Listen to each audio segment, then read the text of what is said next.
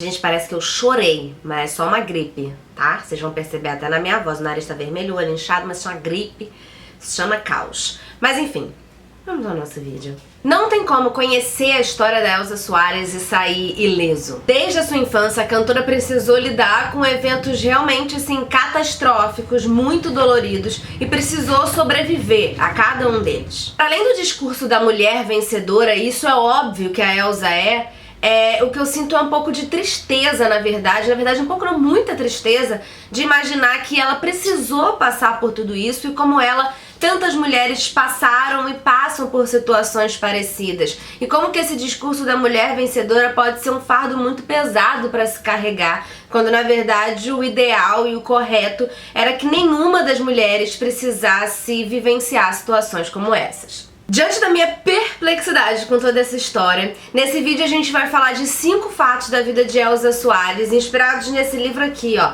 Elza Soares, Cantando Pra Não Enlouquecer, de José Louzeiro, um livro lançado pela editora Planeta. Eu sou Manu Mairink e esse é o Alguém Viu Meus Óculos.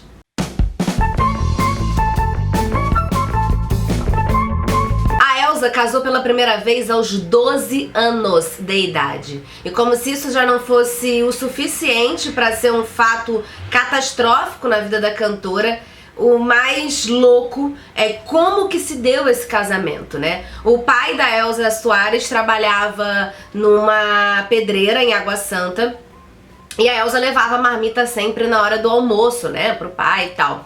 Lá nessa pedreira também trabalhava o Alaurdes, um cara aí de uns 20 e poucos anos. Certo dia, Alaurdes estava tentando matar um louva-a-Deus. Elza Soares viu essa situação e falou: jamais matará um louva-a-Deus enquanto eu estiver por perto. E foi brigar com Alaurdes, se atracou com ele, eles brigaram. E ela se ralou, se machucou. E aí no meio daquela situação ela se machucou, sangrou, sujou a roupa. E no meio daquela situação o pai dela apareceu. Quando ele olhou, viu os dois juntos e ela sangrando, o que passou na cabeça do moço? É isso. Ele olhou e falou: você vai ter que casar com a minha filha que você tirou a virgindade.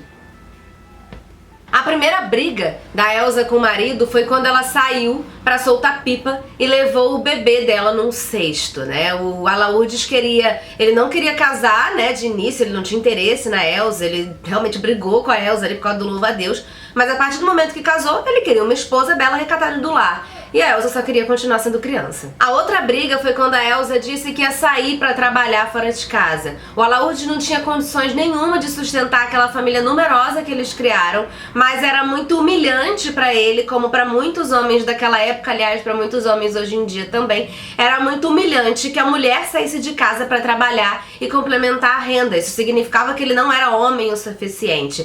E aí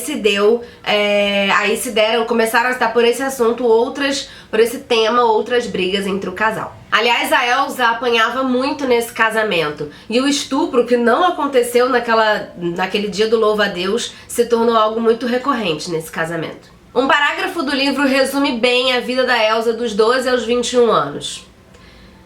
Com apenas 12 anos se casou, aos 13 tornou-se mãe, aos 15 viu seu segundo filho, Edmundo, morrer de fome. Aos 19 teve que doar Gerson, que também estava muito doente. Aos 20 era mãe de 5 filhos, sendo 4 garotos e uma menina. Aos 21 ficou viúva. Enfrentar o racismo era uma coisa muito comum na vida da Elza. Uma vez ela foi chamada para trabalhar como cantora num corpo de baile e o que ela ouviu dos músicos foi o seguinte: professor, vamos botar uma negra para trabalhar com a gente? O romance com Garrincha foi algo avassalador em todos os sentidos, né? Além daquela paixão arrebatadora que eles sentiam um pelo outro, e isso estava muito claro para quem olhasse. A Elza precisou lidar com a baixa autoestima do atleta e com um severo alcoolismo. Aliás, são coisas que geralmente andam juntas, né? A Elza abandonou muitas possibilidades de carreira para estar junto com o atleta nos seus piores momentos, mas mesmo assim ela foi destruída pela mídia e pela opinião pública e foi culpada, né, pelo mau rendimento do atleta em campo. Para essas pessoas, a Elza era a grande culpada por levar o atleta para o mau caminho, sendo que na verdade esse foi um relacionamento muito complicado, doentio mesmo essa relação, assim, porque ao mesmo tempo que o Garrincha tinha os seus problemas e suas doenças, a Elsa, ela não contava pra ninguém que isso estava acontecendo e segurava isso tudo sozinha, acreditando que melhoraria, que ela poderia ajudar o Garrincha e que ela não podia destruir a carreira dele contando a verdade para as pessoas. Então as pessoas achavam que ela era grande culpada por tudo e ela absorvia isso e guardava isso para preservar essa carreira.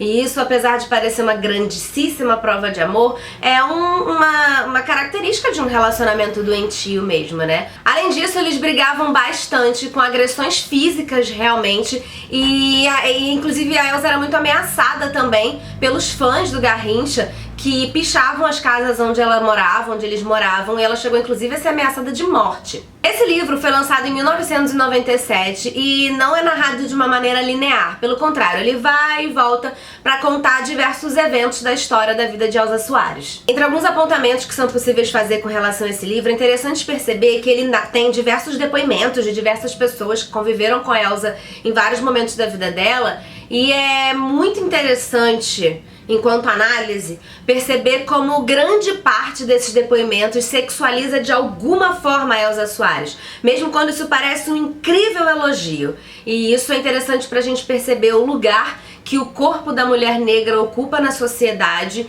quando na verdade ela só tá querendo fazer o trabalho dela, sabe? Em 2018, o Zeca Camargo foi responsável por aquela que ele chamou de biografia oficial e definitiva da cantora. E eu não li esse livro, mas eu acho que 21 anos de diferença entre uma biografia e outra devem ter acrescentado muitos acontecimentos. É isso, se você curtiu esse vídeo, curte, comenta, compartilha, se inscreve nesse canal e eu vou desligar a câmera porque os gatos estão querendo derrubar a luz, derrubar a câmera e fazer uma grande bagunça nesse quarto. Então eu vou desligar e até a próxima.